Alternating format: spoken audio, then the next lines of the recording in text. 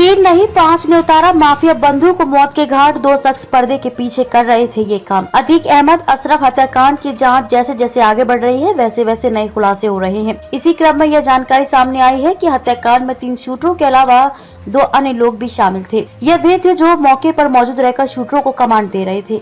इनमें से एक स्थानीय था और उसने ही शूटरों के रहने खाने से लेकर उन्हें अतीक अशरफ की लोकेशन देने तक का काम किया था। दरअसल वारदात के बाद कुछ ऐसी बातें सामने आई थी जिससे शुरू से ही अंदेशा जताया जा रहा था कि हत्याकांड में 3 से ज्यादा लोग शामिल थे।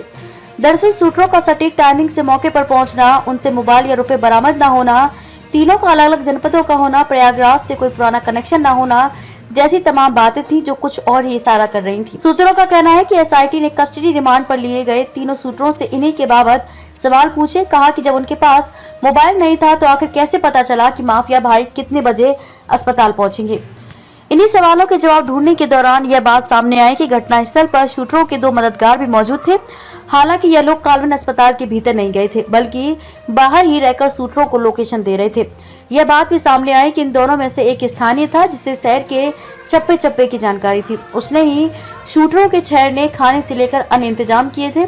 फिलहाल इन दोनों के बारे में जानकारी जुटाई जा रही है। नहीं बताया कि किसके कहने पर कर रहे थे मदद। सूत्रों से पड़ताल में ये पता चला है कि उन्हें इन दोनों हैंडलरों के ही संपर्क में रखा गया था, लेकिन ये नहीं बताया गया कि इन दोनों हैंडलर किसके कहने पर उनकी मदद कर रहे हैं।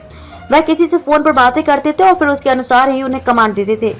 कहा जा रहा है कि हैंडलरों के पकड़े जाने के बाद ही पता चल सकेगा कि उनका आका कौन है जिसके कहने पर वह शूटरों की मदद कर रहे थे। एक दिन पहले भी थे साथ। दोनों हैंडलर एक दिन पहले भी शूटरों के साथ ही थे। वे उस दिन भी कॉल्विन अस्पताल के पास मौजूद थे जब अतीक व अशरफ को मेडिकल के लिए लाया गया था। हालांकि तब मीडिया कर्मियों की भीड़ ज्यादा होने के कारण उन्हें अपना प्लान बदलना पड़ा था। इसके बाद वह बिना वारदात अंजाम दिए ही वापस चले आए थे।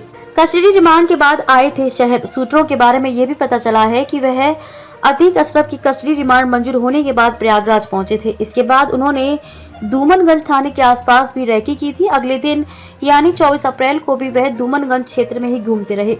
रात में जब अतीक अशरफ को लेकर धूमनगंज पुलिस कौसाम्बी के महगांव की ओर गई थी तो उन्होंने भी वहां जाने की कोशिश की थी, लेकिन पुलिस के अचानक लौटने से उनकी प्लानिंग फेल हो गई थी। इसके बाद जब दोनों को लेकर पुलिस मेडिकल के लिए कॉल्विन पहुंची तो भी वे नाकाम रह गए। इसके बाद वह फिर मौके की तलाश में जुट गए।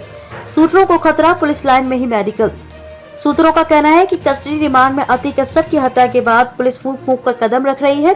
इसी क्रम में शूटरों की सुरक्षा के भी विशेष इंतजाम किए गए हैं। यहाँ तक कि उन्हें मेडिकल के लिए भी बाहर नहीं ले जाया जा रहा। मेडिकल के लिए डॉक्टरों की टीम पुलिस लाइन में ही बुलाकर जांच कराई जा रही है।